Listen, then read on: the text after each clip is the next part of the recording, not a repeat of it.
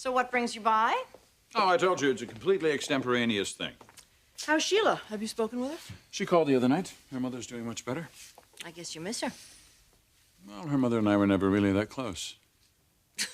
You can be so silly sometimes. Fact is, I do miss her terribly. But you've made that a lot easier. Well, you didn't think I was going to let you waste away in Holby Hills, did you? So, are there any further developments about the European operation and Ridge's decisions? It's a definite go. Is he going over there with Brooke? Stephanie, it's his decision. Would you let him make a wrong decision, Eric? Especially if it's a wrong decision where his marriage is concerned? No, I wouldn't. But I don't think this is the wrong decision. Well, that's where you and I disagree then, because I think it's a mistake, a major mistake. I mean, Ridge and Brooke are a deadly combination. And you know, the truth is, it isn't Brooke's fault. It isn't anyone's fault. It's just the way it is.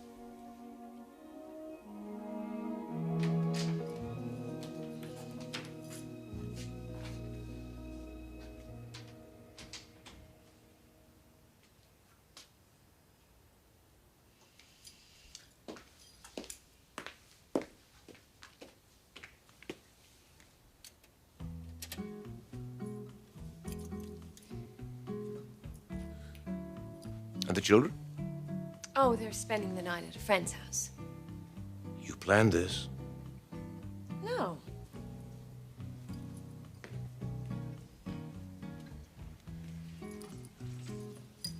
No, I guess you didn't. You had no idea I'd be stopping by your office, did you? It's just when I saw this negligee on that rack. You were inspired? Do you know how long it's been since a man has held me, touched me?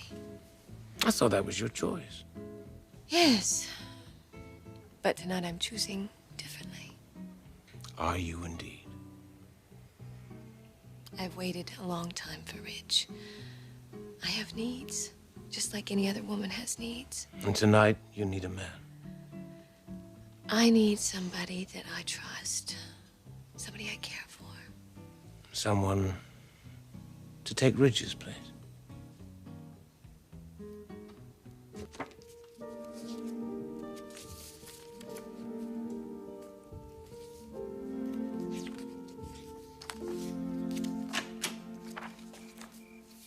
Hi. Hi. It's been a long time. Since you ran out on me at the pool.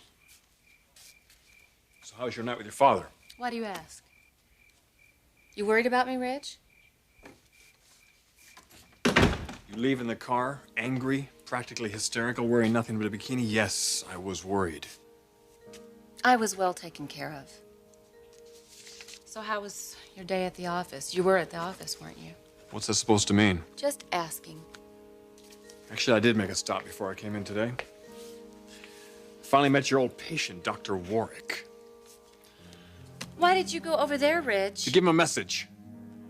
Stay away from you. I think he finally got the point when his head hit the floor. You're gonna find out sooner or later I flattened the guy. And it wasn't anything he didn't deserve either. He did not deserve that, Ridge. You had no right to use violence. No right whatsoever.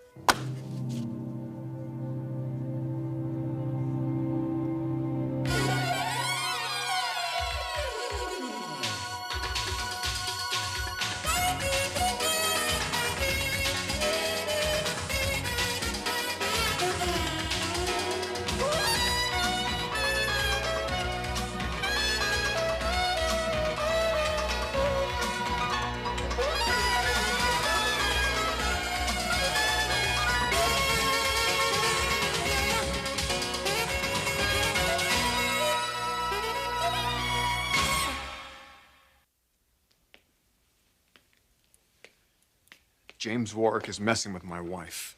You can deny that, but I know it's true. He calls you. For all I know, he comes by your office anytime he wants to. He has called me once. And he hasn't been back to the office since his therapy ended. Why did he call you? I don't even remember why, Ridge. But it wasn't to flirt or anything like that. That isn't the nature of our relationship. Then there is still a relationship. There is a friendship. Why can't you accept that? I guess because you're drawn to him, Taylor, and don't insult my intelligence by trying to deny that. Oh, and there isn't chemistry between you and Brooke. That is the nature of friendships between men and women. Yes, there's going to be undercurrents, Ridge, but you don't let them develop. You don't act on them. It's a part of life. It's not something you walk around and you fear. All right, I got your point. So what you're saying is that you accept my friendship with Brooke. Yes, your friendship. But a friend, a true friend, Ridge, does not put you in harm's way. And that's exactly what Brooke is doing if she insists that you go to Europe with her. She's not putting me in harm's way. She knows I can't tolerate it. Which also means that she knows that it will cause problems between the two of us. Now, I don't call that being very friendly. Oh, wait a minute. You're telling me that Warwick doesn't know he's going to cause problems between us by calling you? Of course he does. Look, I won't deny that Brooke may have some underlying motives here, but I can deal with those. They're not a threat to me or us. I'm not so sure you can say the same about James Warwick. Look, I know Brooke better than my own sisters. I'm used to the way she treats me. And if she comes on to me, which she hasn't done in a long time, then I can deal with that. It's not really a big problem. But you and Warwick, on the other hand, there's a newness, a captivation. You've discovered something and it feels pretty good. Taylor, this is a dangerous time for you. You've got to be careful. And it's not the same for me and Brooke. I feel a little foolish. I doubt that. Standing here with a mink coat on over a negligee? That's not foolish. That's très chic. James, you just rejected me. Do you have any idea what that could do to a woman's ego? 2 points. First of all, I didn't just reject you. And secondly, even if I had, I understand our relationship could very easily withstand the odd glancing blow or two. First Ridge, and now you. 2 men that I really care about. Both in love with Taylor Hayes. Do I detect a little jealousy? Revulsion, maybe. Now, we agreed we weren't going to criticize Taylor and Ridge. You weren't trying to seduce me before. No. No, I just dress like this for the sport of it. You talk a good game, but your heart's not in it. Ridge has your heart. My heart doesn't run me, James. Neither does your libido, Brooke.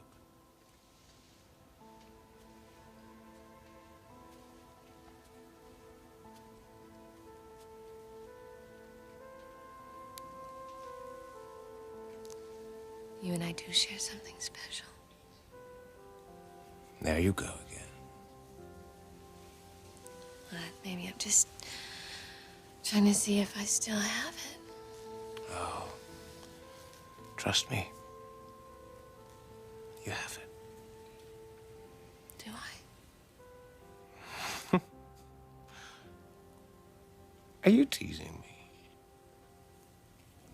Maybe I'm just teasing myself. Now, why would you want to do that? Frustration. The need to push the envelope as far as it can go. And then what would you do? Look at us. We're both so hopelessly trapped.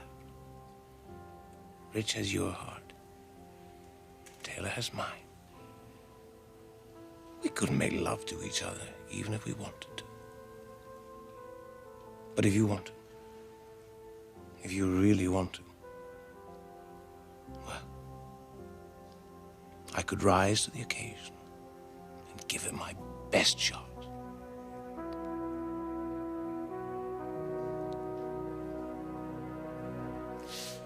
Stephanie, do you really want to argue about Brooke?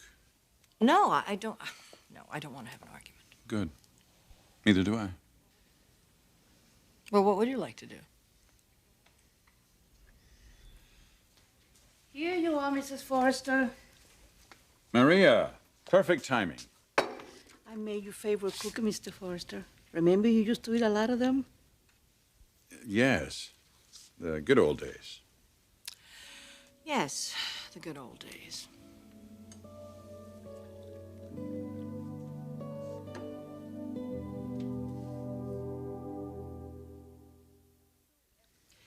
Have you ever really noticed how sentimental Maria is? You know, she bakes those cookies every week, hoping that you'll drop by. She doesn't. Yes. Well, then I made her day. Yes, you did make her day.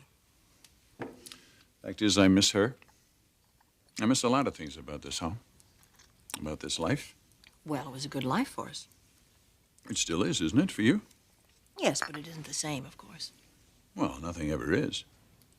I'm not so sure about that.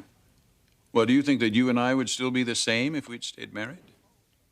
Well, I would hope that as people we would have continued to grow and develop, but I think that nice, easy way that we always had of relating to one another, I think that would still be the same. You may be right about that. You don't like to admit when I'm right, do you? I've never had any trouble admitting you were right when you were. Oh, is that still the same? Absolutely. Uh-huh. Well, you obviously don't agree. Stephanie, if I have said you were wrong about anything recently that you were right about, I want to hear what it is. Well, I'm reminded of something that you said shortly after you divorced Brooke. What was that? You said that even though you didn't regret it, in the long run, it was probably a mistake to have married Brooke. And your reason for that is that you felt that Ridge and Brooke had something very special that they shared and that it was never going to go away. And that you felt sorry for any man or woman who tried to come between them. Because at some point, they would have to contend with it. You just won't admit it, will you? His going to Europe with Brooke is a real threat to his marriage.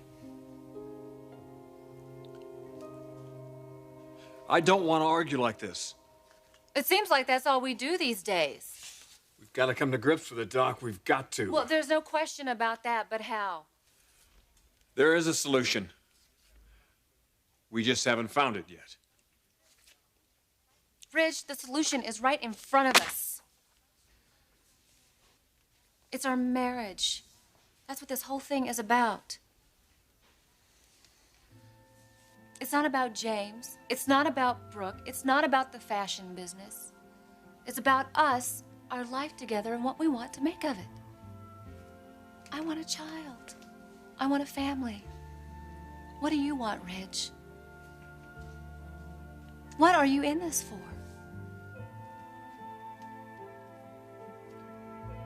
Now who's teasing who? Maybe. Maybe not. Well, then go ahead. Make your move. And give you the satisfaction of rejecting me. Maybe. Maybe not. Or am I not your type?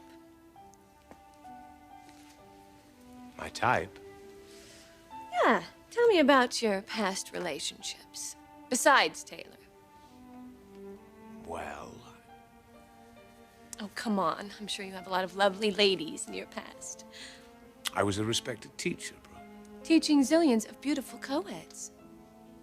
Now, I wonder what you would say if I told you I was a virgin. I'd say you're a liar. I was married to my work. You are so full of it. Now, what do I have to do to prove it to you? Anyone with your charm, Dr. Warwick, has about as much of a chance to make it to your age, with your virginity in check, as I do to making it to the end of this night, without at least giving you one kiss.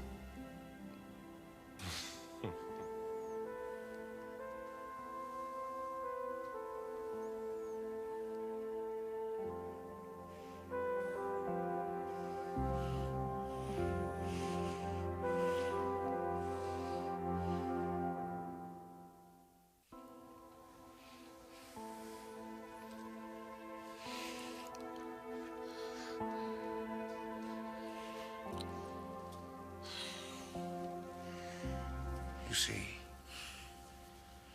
You're not as free to make love to a man as you think you are. You're totally devoted to Ridge. Why does it scare me to hear you say that? Because it's the truth. Sometimes the truth can be terribly frightening. But how is it going to work out for Ridge and me? I can't make the first move. He has to. He's got to pursue me. And he will. Not if he's still in love with Taylor. Love isn't everything. Taylor and Ridge have very little in common. Are you going to pursue her? No. Well, then neither of us are going to get what we want. Sometimes things have a very nice habit of working themselves out. No, they don't work out. I can testify to that.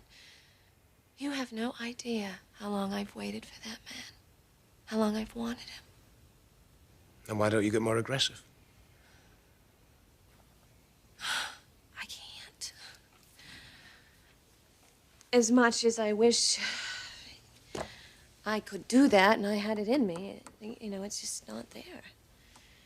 You're a woman of integrity. You're the first person who's accused me of that. Only because it's the truth. You're not interested in just having a casual affair, are you? No, not now. But sometimes I wonder. Wonder about what? I wonder what's going to happen. You know, I keep wanting things to change and to work out. I know that's wrong, but I can't help myself for thinking that. Sometimes I just pray to be different. But there I go. I wake up every morning and I see my soulmate. The man that I've loved for many, many years. And in my heart and in my mind, I swear that I know what he's thinking before he even knows it. That's how connected we are. I've never said this to anybody else. I wonder why I'm saying it to you. Because I know exactly how you feel.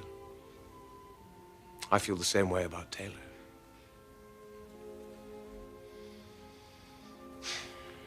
We both so desperately want the unattainable. Or so it seems. But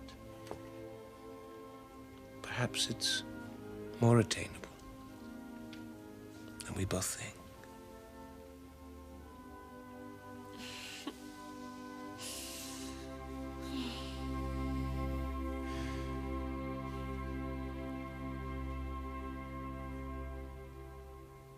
What is it? What is it you want from this marriage? A bed partner? Somebody to go to parties with? What? Please, you know it's more than that. How much more? I don't know that, or I wouldn't have to ask. Taylor, I want the same thing you want. Nothing means more to me than your happiness. I want to give you that family. I want to give you that baby. I really do. Then your decision is simple. You don't go to Europe. But I have another family to consider here.